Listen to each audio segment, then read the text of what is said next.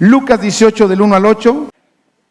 También le refirió Jesús una parábola sobre la necesidad de orar siempre y no desmayar. Esa frase encierra tres cosas impresionantes.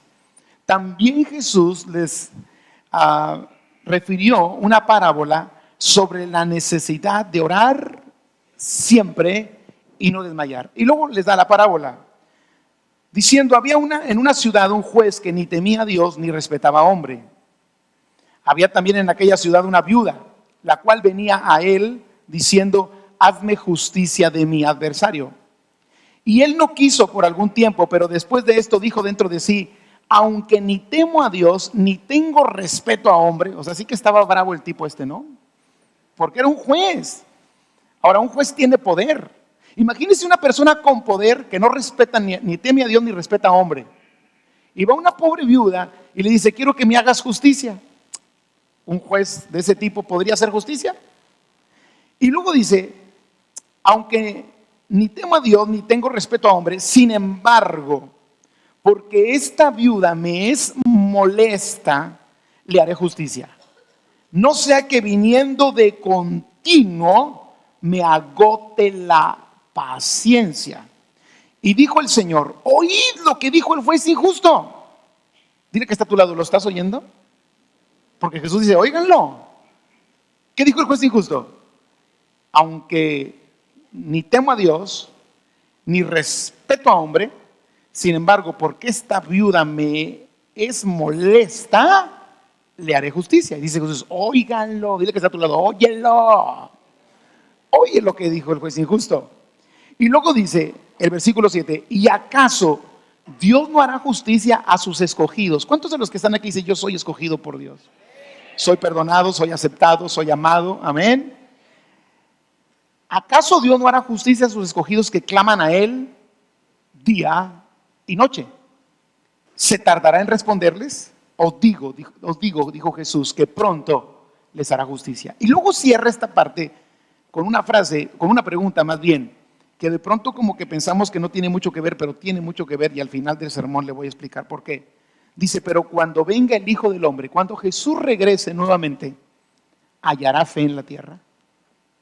Y bueno, aquí encontramos tres cosas acerca de la oración. Yo le he estado hablando del Espíritu Santo, del fuego del Espíritu Santo, de la llenura del Espíritu Santo. Le hemos estado hablando de la alabanza y de la adoración. Pero hoy queremos hablar de la oración, porque la oración es muy importante. La oración debiera ser una prioridad en la vida de un cristiano, y le voy a explicar por qué. Aquí hay tres cosas muy interesantes acerca de la oración. La primera es que la oración es una necesidad o es un deber. Necesitamos orar. Debemos de orar. Porque es una necesidad. Y cuando es una necesidad, inmediatamente me lleva a un deber. Es necesario hacerla, por lo tanto debo de hacerla. Diga conmigo: necesitamos orar. Ahora diga conmigo: debemos de orar. Segundo, la oración es una necesidad que es continua y permanente. Jesús dijo: deben de orar siempre. ¿Cuándo hay que orar? ¿Hay que orar cada domingo solamente? ¿Cada miércoles? ¿En las mañanas nada más? ¿En las tardes nada más? ¿Cuándo hay que orar? Siempre. Siempre. La oración es una necesidad continua y permanente. Y número 3, la oración es una necesidad continua y permanente que no contempla el darse por vencido como una opción. Cuando yo estoy pidiéndole algo a Dios y sé que lo que le estoy pidiendo es legítimo, no me voy a rendir hasta que lo obtenga. Cuando usted y yo sabemos que estamos pidiendo a Dios conforme a su voluntad, que lo que estamos pidiendo no es contrario a su palabra, que lo que estamos pidiendo es una promesa que Dios ya ha dado y Él es fiel en cumplirla, no tenemos la opción de darnos por vencido. Hay personas que en el proceso se dan por vencido y no continúan orando.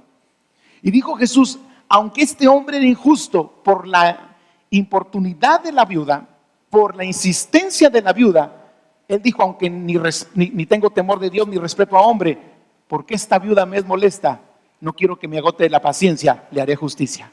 Y lo dijo el Señor: cuánto más nuestro Padre Celestial hará justicia, o bendecirá, o contestará las oraciones de aquellos que son sus escogidos. Entonces, amados, orar es una necesidad. Diga conmigo, es un deber. La oración como necesidad es un deber. Si no se atiende esa necesidad, es peligroso. Cristianos que están aquí, creyentes genuinos, que yo creo que los hay aquí, la mayoría, 99.9%. Pastor, ¿y por qué no el 100%? Porque si Jesús trajo un Judas, que no tengo novio aquí. ¿O no? Pues sí, o sea, yo quisiera decir que es el 100%, pero ojos vemos, hermanitos no sabemos. Y por eso yo no puedo asegurar que el 100%. Quiero que sea el 100%. Mi meta es que sea el 100%. Una vez me preguntó una persona, me dijo: ¿a poco todos los que van a tu iglesia son salvos? Dice: porque tienes mucha gente. ¿A poco todos son salvos? Y me la aventó así como con un sarcasmo, ¿verdad? Y le dije: no, pues yo sería un ingenuo si pensara que todos son salvos. Pues si Jesús traía un Judas, pues ¿qué me dejas a mí? Voltea al que está a tu lado y dile con todo respeto: cuídate de no ser Judas, ¿verdad? Pero, amados, si no se atiende la necesidad de orar, es peligroso. Por tanto, debemos atenderla. Si usted no atiende sus necesidades básicas, es peligroso, ¿no es cierto? ¿Cuántos le dan gracias a Dios por la necesidad que puso en nosotros de comer? Diga conmigo: alabado sea el Señor. Y más si vamos a un buffet: ay, gloria sea el Señor. Pero si usted no atiende la necesidad de comer, su cuerpo se debilita, se desnutre, se enferma y hasta se muere. Y la oración es exactamente como la necesidad de comer, la necesidad de orar. Nosotros necesitamos dormir, ¿no es cierto? Si no dormimos, ¿qué pasa? Nos debilitamos, nos enfermamos y hasta nos podemos morir. Son necesidades básicas. Y para la vida espiritual, la oración es una necesidad básica que se tiene que atender. Si no atendemos las necesidades de la familia se destruye. Entonces, necesitamos, amados, ver la oración como una necesidad o un deber. Porque si no la vemos así, batallaremos para orar. Un día el Señor Jesús, usted sabe que Él estaba peleando la batalla en el Getsemaní, y dice la Biblia que les dijo: quédense aquí mientras yo voy y oro. ¿Y qué sucedió con los discípulos? Se durmieron. Espero que en esta reunión no te duermas tú, discípulo amado mío, porque si no, Dios te va a hablar en sueños. Y dice que llegó y los halló durmiendo y dijo: oye, ¿no pueden velar conmigo una hora? Y va de nuevo. Él estaba peleando la batalla. Él estaba peleando, sabía que iba a morir. Estaba el infierno contra él mismo. Y le dice, bueno, se retira y dice: quédense orando. Y ahí empiezan a orar los discípulos. Y se volvieron a dormir. Llegó la tercera vez y los halló durmiendo. Y dijo: velad y orad para que no entren en tentación, porque el espíritu quiere, pero la carne es débil. Entonces, amados, veamos la oración como una necesidad, como un deber, para poder nosotros ponerle atención. No se trata de cumplir una vida religiosa al orar, se trata de una necesidad. No se trata de reglas establecidas por el pastor o por la Biblia solamente, aunque están en la Biblia. Es que tienes que entender que no son reglas solamente, sino es una necesidad que es para nuestro beneficio. No se trata de si tengo ganas o no, de si siento o no. Es una necesidad, es un deber. No se trata de apaciguar la conciencia al orar. No se trata solamente de eso. No se trata de orar para quedar bien con los demás y tener una apariencia religiosa. Hay que cambiar la mentalidad. Amado, no oramos porque tenemos miedo a que nos vaya mal. Oramos porque lo necesitamos. ¿Están conmigo? Y como necesidad debe estar en nuestra lista de prioridades. Gracias a Dios por sus prioridades. Usted a diario tiene que hacer prioridades, como trabajar, hacer sus labores diarias, y usted hace lista y le da importancia a lo que para usted es más urgente y lo que es más importante. La pregunta que yo le quiero hacer esta noche es: en su lista de prioridades, ¿dónde está la oración? ¿Está al final? Si la lista de prioridades, la oración está al final, para usted la oración no está necesaria. Pero quiero decirle que sí es necesaria y que es muy importante. Como necesidad debemos tener la conciencia de que debe ser atendida. Y es necesario incluso temer a las consecuencias de no hacerlo. Es necesario también visualizar el beneficio de orar. ¿Cuántos creen que si oramos nos va a ir bien? A esta viuda le fue bien. Y aunque estaba tratando una causa justa con un juez injusto, y además un juez injusto que ni temía a Dios ni respetaba a hombre, un hombre que tenía poder, pero su insistencia al final de cuentas le dio el triunfo. Y yo quiero decirle que hoy en este tiempo no estamos yendo con un juez injusto, estamos yendo con el Dios que es justo. Y si ese juez injusto le hizo justicia, ¿cuánto más nuestro Dios nos hará a nosotros justicia o contestará nuestras oraciones y las peticiones de nuestro corazón? Orar es necesario, y entender, amados, que la oración es una necesidad nos va a llevar a darle la debida importancia.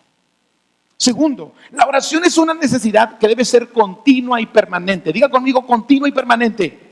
Es una labor constante. La oración no es un evento aislado, debe ser un estilo de vida, parte de nuestro quehacer diario. Incluya en su quehacer diario la oración, porque es necesaria, como el comer, como el respirar, como el dormir. No oramos solo cuando tenemos problemas, también oramos cuando todo está bien. Porque muchas de las veces las personas oran cuando tienen el problema encima, pero una persona que entiende la necesidad de orar lo hace siempre. Aún en los momentos de mucha bendición, de mucha prosperidad, usted ore a Dios porque usted depende del Señor. Hay personas que han descuidado en los tiempos buenos, en los tiempos en que hay salud, en los tiempos en que la familia va bien, en los tiempos en que están prosperando económicamente en sus negocios y su trabajo, y descuidan esa parte de la oración y de pronto están metidos en problemas. Y están buscando a Dios cuando ya tienen la calamidad encima. Usted no tiene que esperar a la calamidad. Usted puede evitarla orando a Dios cada día de su vida y reconociendo que la oración debe ser continua y debe ser permanente. La Biblia dice en Romanos 12:12 que la oración debe ser constante. Léalo conmigo. Dice el apóstol: gozosos en la esperanza, sufridos en la tribulación y constantes en la televisión. ¿No dice así? Ay, perdón, creo que me equivoqué de versión. Pero a veces somos más constantes en la televisión que en la oración. Piénselo. De su día, ¿cuántas horas dedica a la tele y cuántas a orar? Ahí está la importancia que le damos.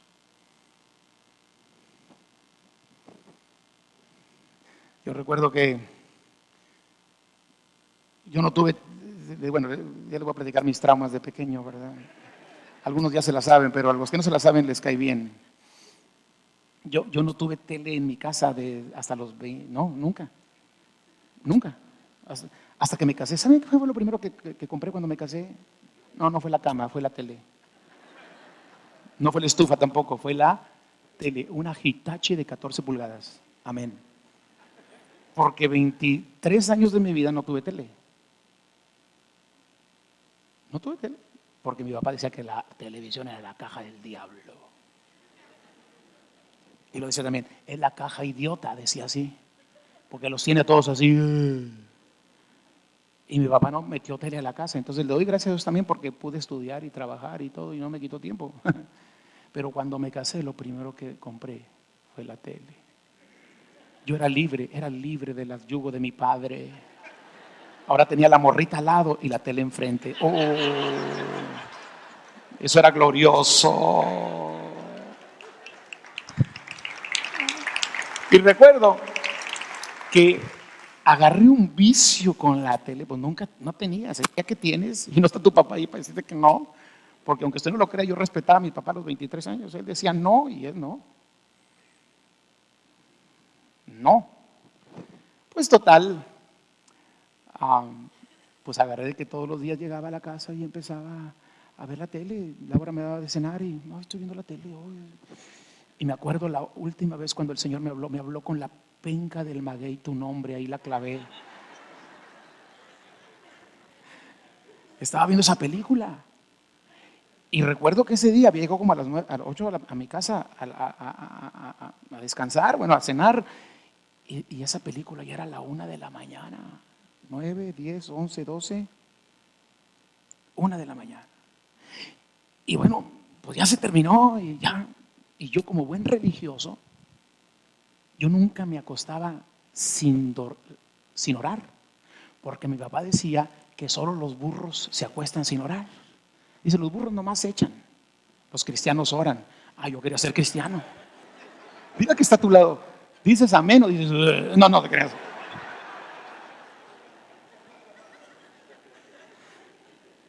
Y recuerdo que mi oración fue esta. Porque me hincaba en la cama y me hinqué así. Señor, tú sabes que estoy bien cansado. Ha sido un día difícil para mí. Te ruego que me protejas en la noche. En el nombre de Jesús, amén. Y me levanté. Y el Espíritu Santo en ese momento me dijo, llegaste desde las 8 de la noche. Tienes 5 horas. Y tu clamor a mí fue solo 1 minuto. Si esa es la bendición que quieres, es la bendición que te voy a dar. Y que me quedo callado. Ahí entendí que primero es el Señor que la televisión. Pero tu oración debe ser constante. Diga, amigo, constante.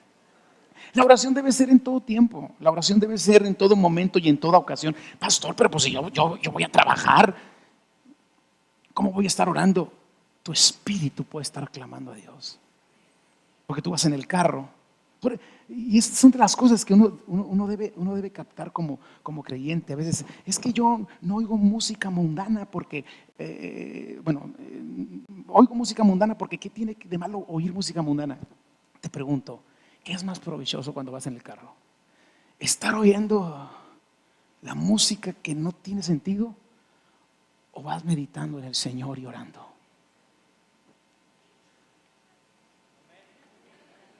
¿Cierto? Porque no, pues es que, no, ¿qué tiene de malo? ¿Y qué tiene de bueno? Tiene más de bueno ir escuchando alabanzas y adorando al Señor y meditando en su palabra y meditando, como dice el Salmo 119, en sus maravillas y en sus mandamientos. ¿Están conmigo? Es que tu mentalidad debe cambiar. Por eso dice que debemos orar en todo tiempo. Cuando tú oras en todo tiempo, no tienes tiempo para el chisme, ni para la crítica, ni para la murmuración, ni para andar perdiendo el tiempo buscando la tentación.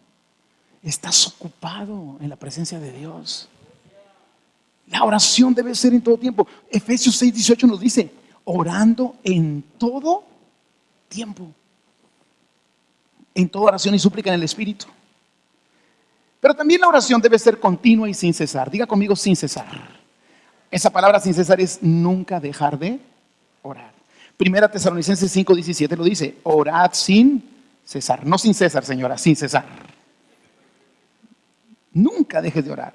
En todo tiempo estamos orando. En el carro estamos orando, en la casa estamos orando, en el trabajo estamos orando. Lo hacemos en forma constante. Cuando tomamos decisiones oramos. Cuando realizamos una tarea oramos. Cuando comemos oramos. Y digo, si así no nos acordamos de orar en la comida, no, ya estamos graves, ¿eh? Cuando salimos a algún lado oramos. Tenemos tiempos especiales de oración, tanto individual como congregacional, porque Dios prometió que donde el pueblo se junta a orar, Él habitaría, ¿cierto o no?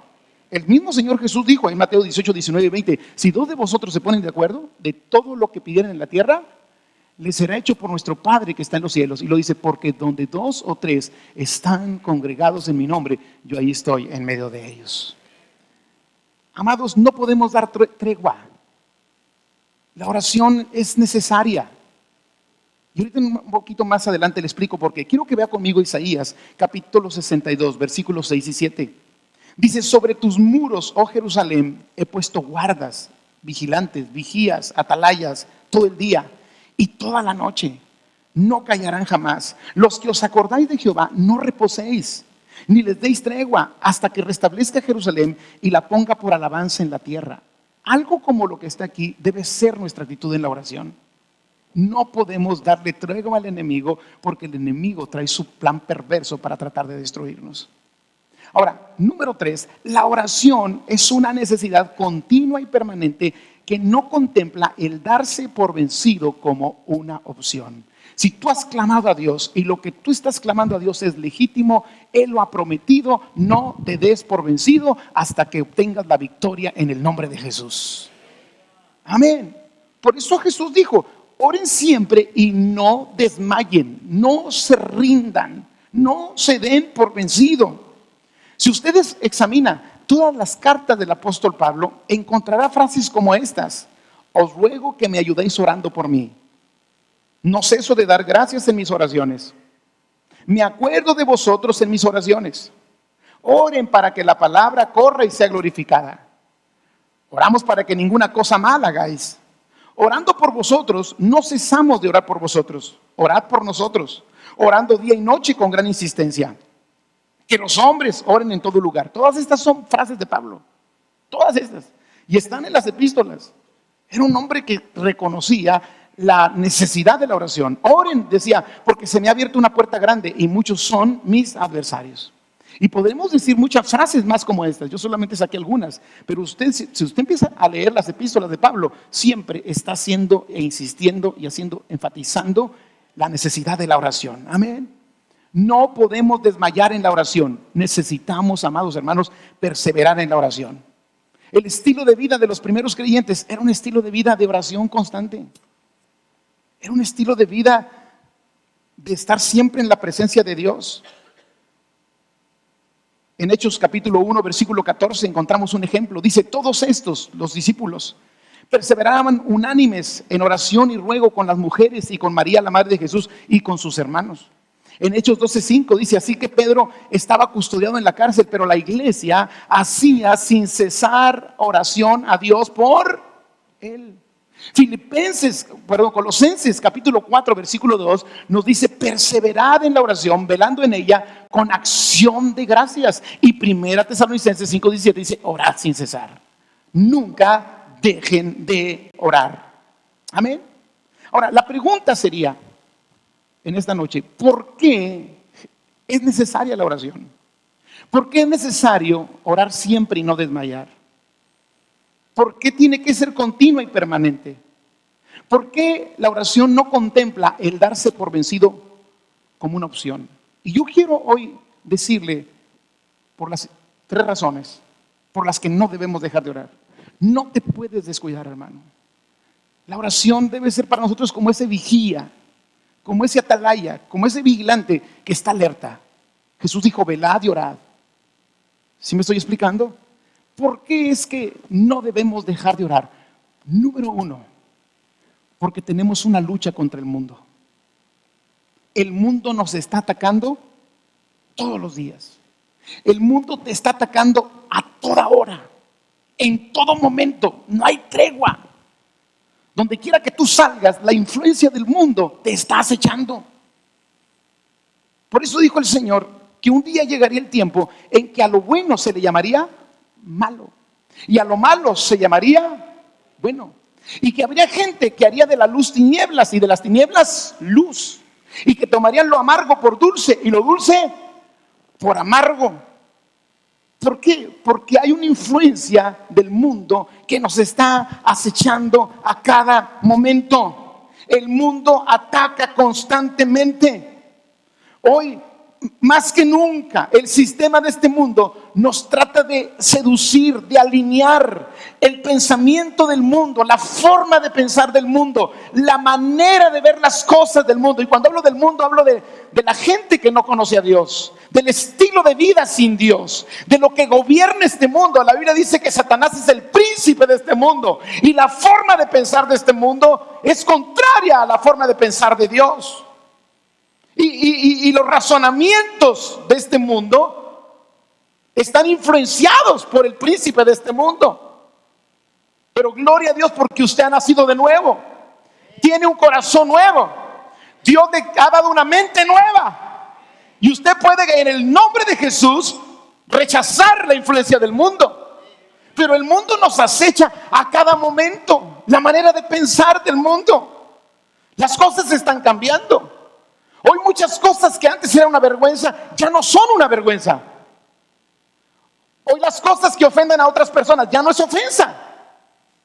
Hoy se están cambiando las reglas incluso de la naturaleza para adaptarlas a la forma de pensar del ser humano.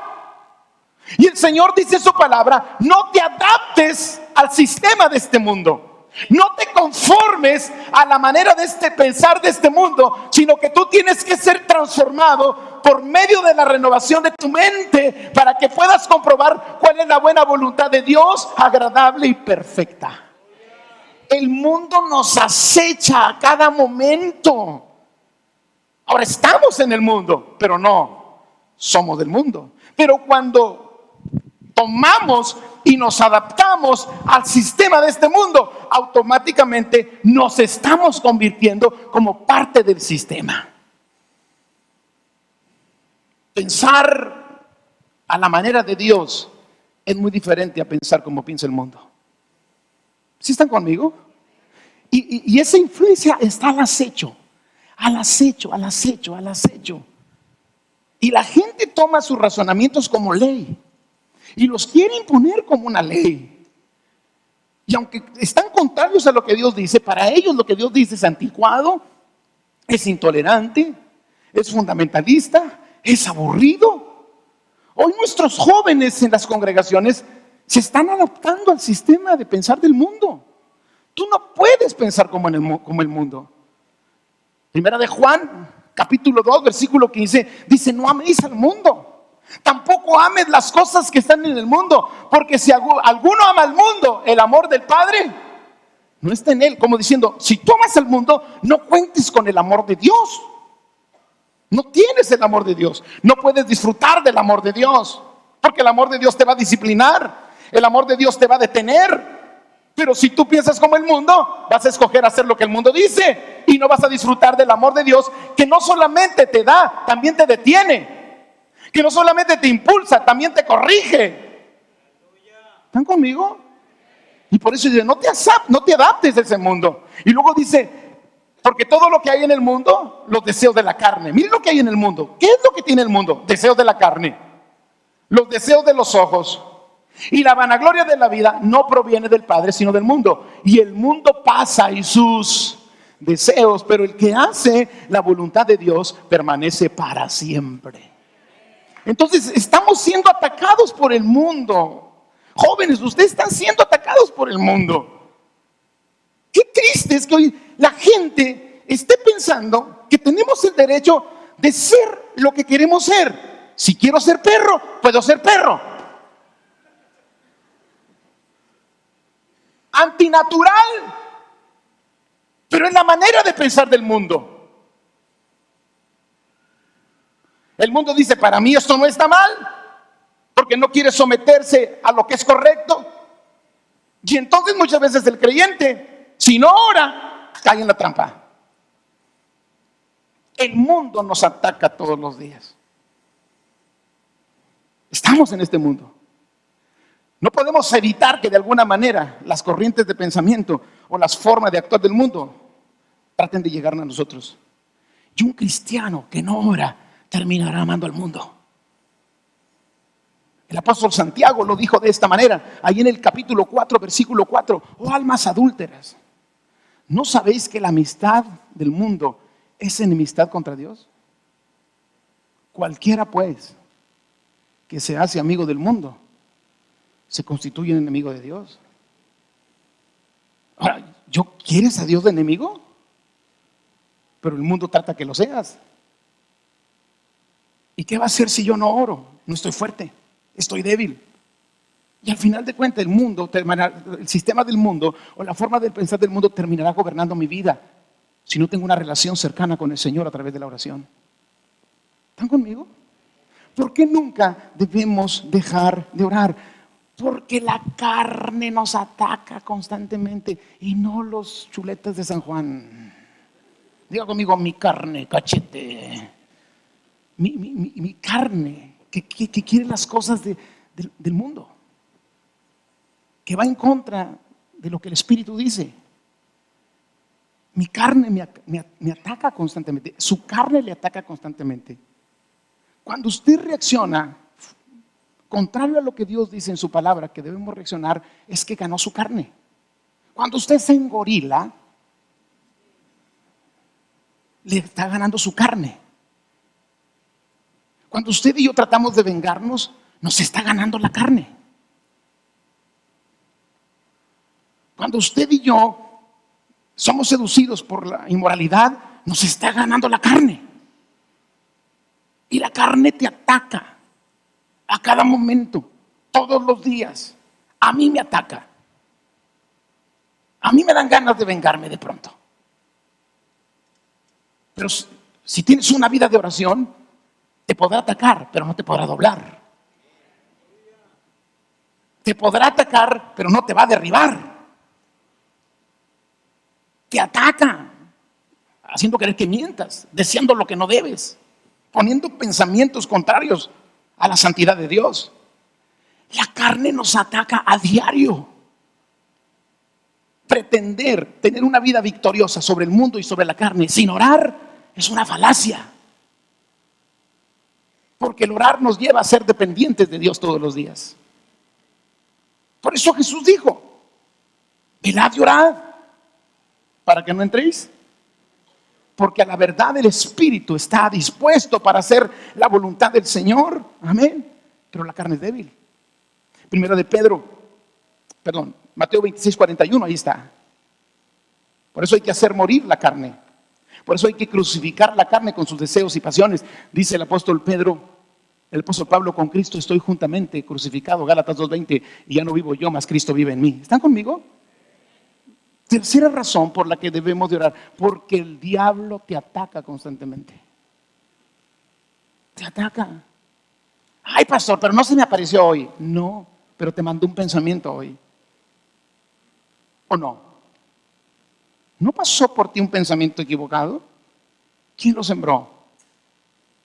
El enemigo. Y le voy a decir una cosa: el enemigo es muy sutil. A un creyente no lo ataca de frente, lo ataca con sutileza. Porque un creyente, cuando ve al enemigo de frente, aunque sea bien cobarde, dice: te reprendo en el nombre de Jesús y la sangre de Cristo me cubre, aleluya, amén. ¿Sí me estoy explicando? Que el enemigo se parece aquí, entre todos lo agarramos a patadas. Los de arriba como que no están bien convencidos, ¿eh? Pero si apareciera el diablo aquí, te aseguro que nos levantamos y en el nombre de Jesús te largas. Satanás, estás vencido, estás derrotado. La sangre de Cristo te exhibió, te avergonzó públicamente, triunfando sobre ti en la cruz. ¡Para que sea!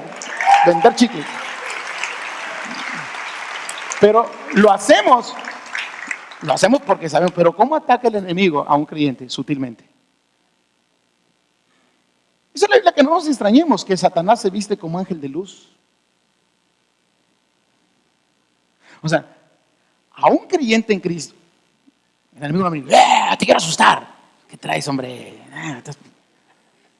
Como lo hizo Martín Lutero cuando dicen que una ocasión estaba dormido y de repente sintió un peso sobre su cuerpo, pero un peso fuerte, y empezó a oler a azufre, a podrido, horrible. Y cuando lo ve, cuando despierta, oye, ahí anda.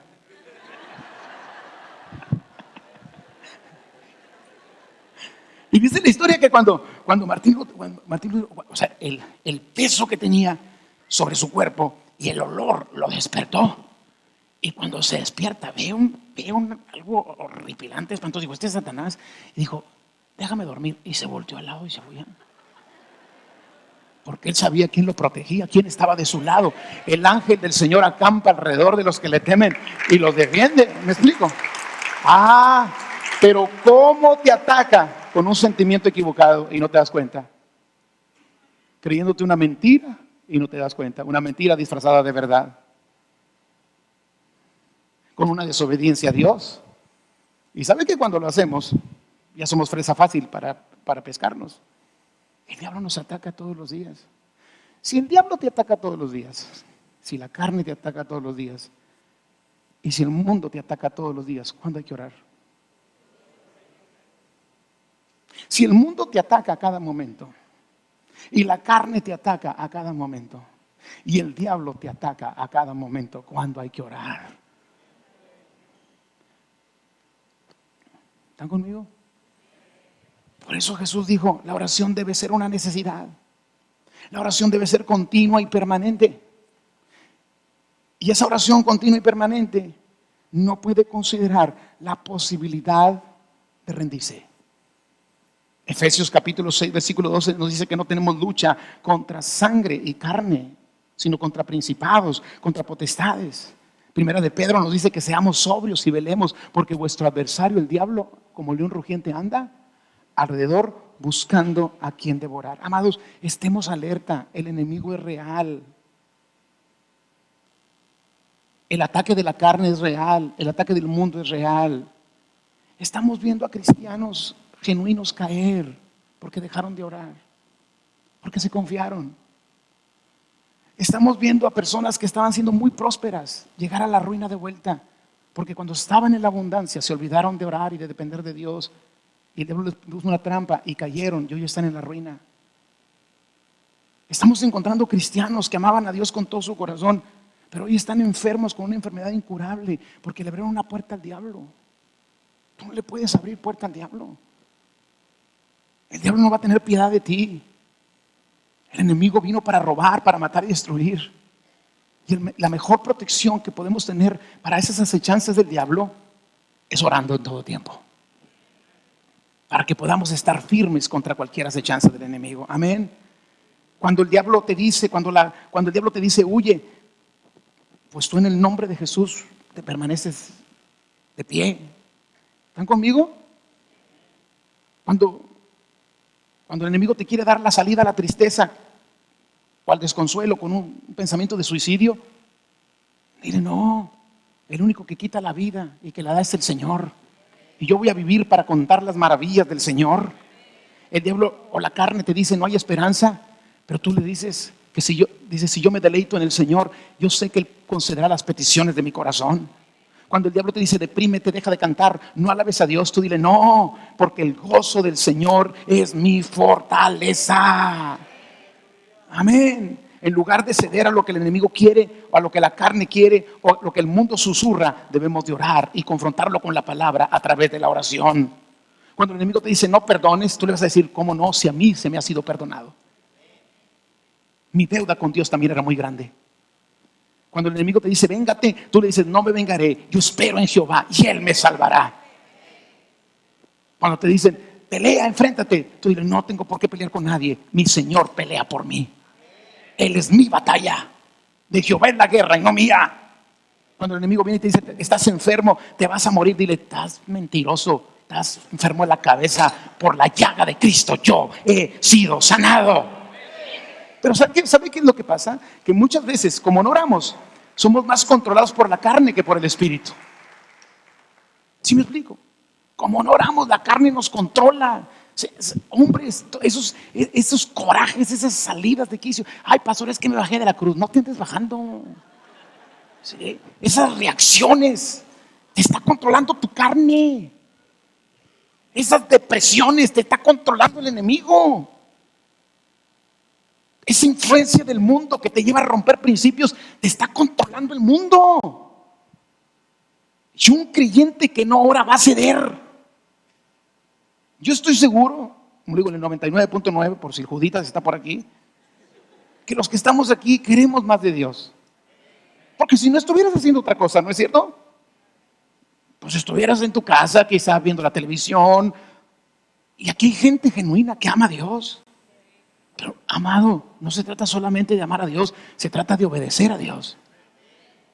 Y necesitamos orar y tener comunión con nuestro Padre Celestial. La única manera de ganar esta batalla contra el mundo, la carne y el diablo es orando. Reemplazando los pensamientos del enemigo por los pensamientos de Dios. Reemplazando los pensamientos del mundo por los pensamientos de Dios. Reemplazando los deseos de la carne por el deseo de la presencia de Dios. Amén. Ahora, quiero terminar con esto. ¿Cómo podemos orar siempre sin darnos por vencidos? ¿Le gustaría saberlo? ¿Ahorita o el próximo miércoles? ¿Y los que no hablan, qué quieren? Aprendamos de esta viuda. Mire, el caso de esta viuda es una causa justa, triunfando finalmente ante un juez injusto. No triunfó por la capacidad de ella, no triunfó por la equidad o por la compasión del juez, triunfó por su insistencia. Tú vas a ganar las batallas en la vida insistiendo en la presencia de Dios. Ahora, el caso era difícil, muy difícil. La viuda que tenía la razón va y pide justicia a un juez que es injusto. Un hombre con poder que es injusto. Un hombre con poder que es injusto. ¿Qué puedes esperar de un hombre con poder que es injusto? Lo peor.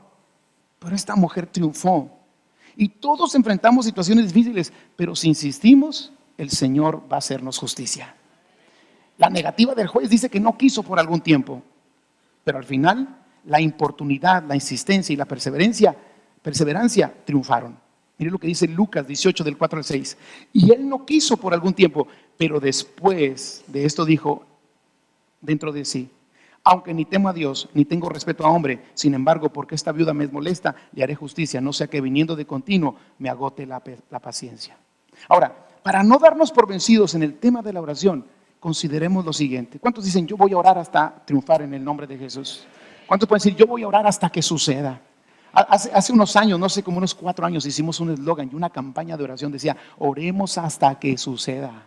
Y invitamos a la gente a que orara hasta que sucediera. Y, hermano, vimos tantos milagros porque la gente se puso a orar y no dejó de orar hasta que vio el milagro de Dios. Yo te invito que si estás pasando por una crisis, por una prueba, por una dificultad, si estás teniendo problemas con el mundo, con la carne, con el diablo, ora hasta que suceda. La Biblia dice: resiste al enemigo y el enemigo va a huir de ti. Pero ¿cómo hacer para no darnos por vencidos en el tema de la oración? Yo quiero que consideremos lo siguiente a la luz de la parábola que acabamos de leer hace unos momentos. Número 1, Cristo asegura que Dios va a cumplir los deseos de nuestro corazón. Dice: ¿acaso no hará justicia a sus escogidos? ¿Cuántos de los que están aquí somos escogidos? Diga conmigo: Dios va a contestar. Dios va a contestar. Dios va a conceder las peticiones de tu corazón. Hermano, para que no te rindas en esto del tema de la oración, escucha, la clave está en clamar día y de noche. Dice: ¿acaso no hará justicia a sus escogidos que claman a Él de día y de noche? ¿Se tardará en responderles? Hay que clamar con insistencia, como lo hizo Jacob cuando luchó con aquel ángel y le dijo: yo no te voy a dejar hasta que no me bendigas. Pero hay algo más. En el proceso de tu clamor, en el proceso de tu oración, serás tentado a desalentarte y a desmayar, pero no lo hagas. Todo lo puedes en Cristo que te fortalece. En ocasiones Dios se tarda en responder, pero no nos cansemos de orar, no desmayemos, no consideremos la posibilidad de darnos por vencido. Amén. Con la ayuda del Señor lo vamos a hacer. Pero hay algo más. Debes tener la seguridad de que al final la respuesta vendrá, aunque ésta se demore. Porque si Dios lo prometió, Él no es hombre para que mienta. Y Dios es fiel en cumplir todo lo que promete. Amén. Amado, estamos en mucho mejor condición que la viuda. Mire, si la viuda lo logró, nosotros lo podemos lograr.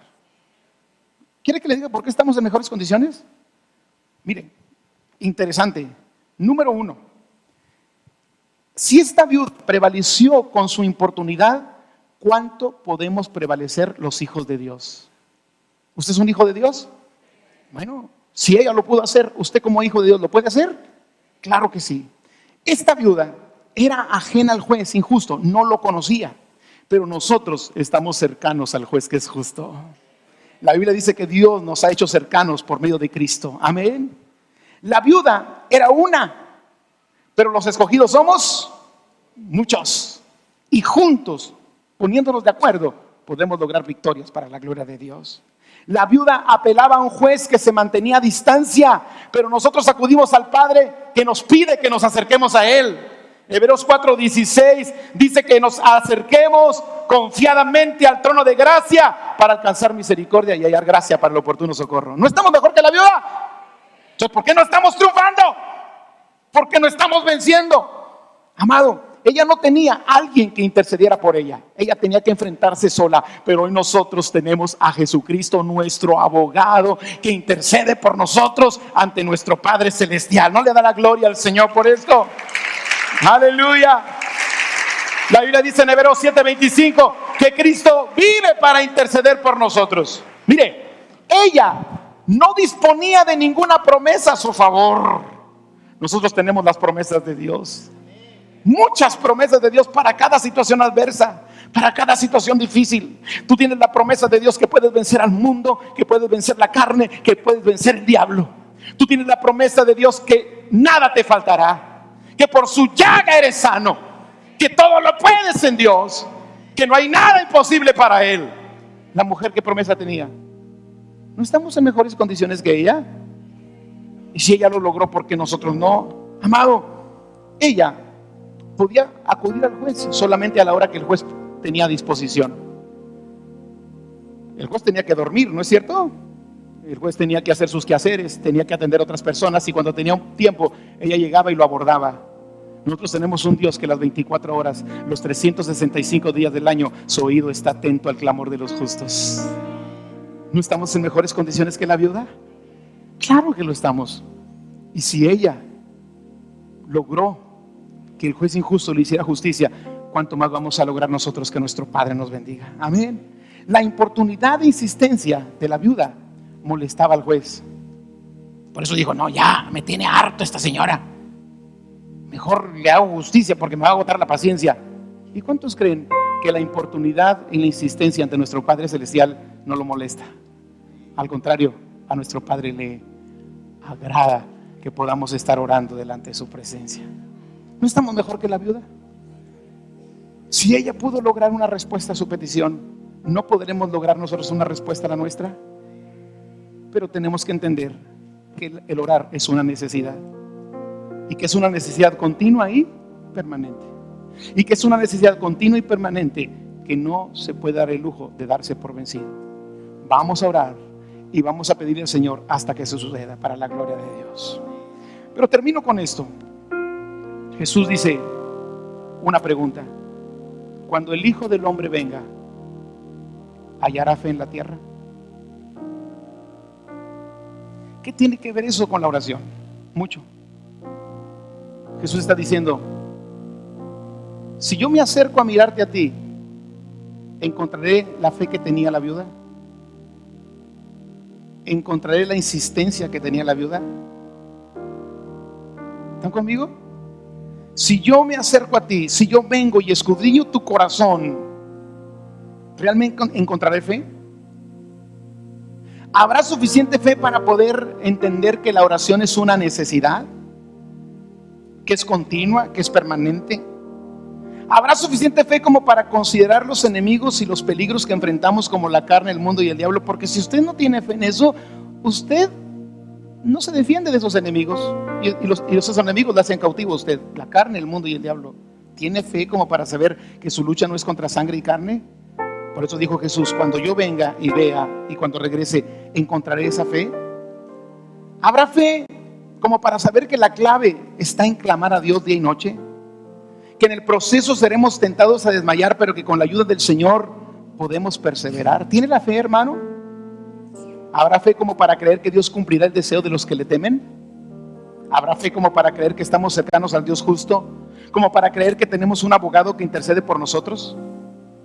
¿Habrá fe como para creer en las promesas de la respuesta de Dios a las oraciones? ¿Tendremos la fe para creer que podemos acudir ante el juez justo a la hora que querramos, porque Él no duerme y está atento a nuestras oraciones? ¿Tiene esa fe? Cuando Cristo se asoma a tu vida, ¿qué encuentra? ¿Encuentra esa fe? ¿O encuentra queja? ¿O encuentra decepción? ¿O encuentra odio, coraje? No sé. ¿Habrá fe como para creer que a Dios le agrada tu perseverancia y tu insistencia? ¿Quieres saber si Jesús haya fe en ti?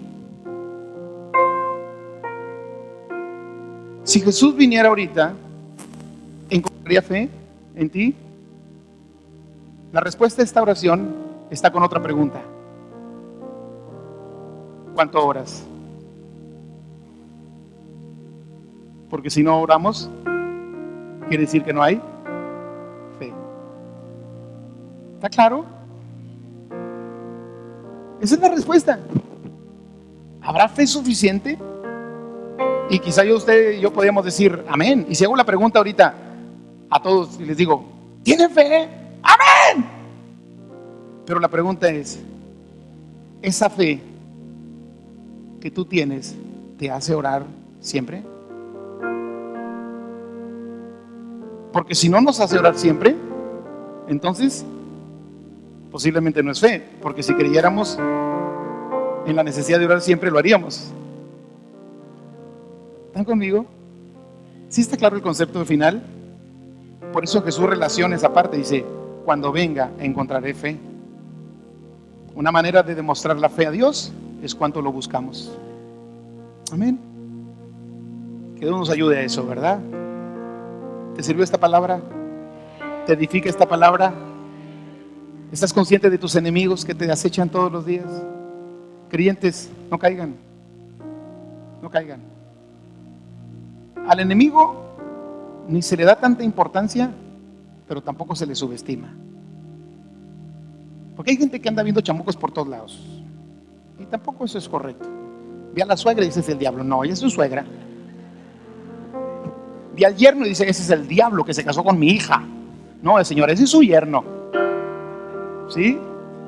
Se mueve una cosa ahí en el refrigerador, se desconecta la manguera. El diablo la desconectó. No, ya está bien viejo el refri. Sobreenfatizar en el diablo es un error, pero ignorarlo es otro. Sobreenfatizar la guerra espiritual es un error, pero subestimarla es otro. Hay que estar conscientes. Y la única manera de vencer al diablo, la carne y el mundo es orando siempre, y no desmayar, y nunca considerar la opción de darnos por vencidos. Vamos a orar hasta que suceda, en el nombre de Jesús. Amén.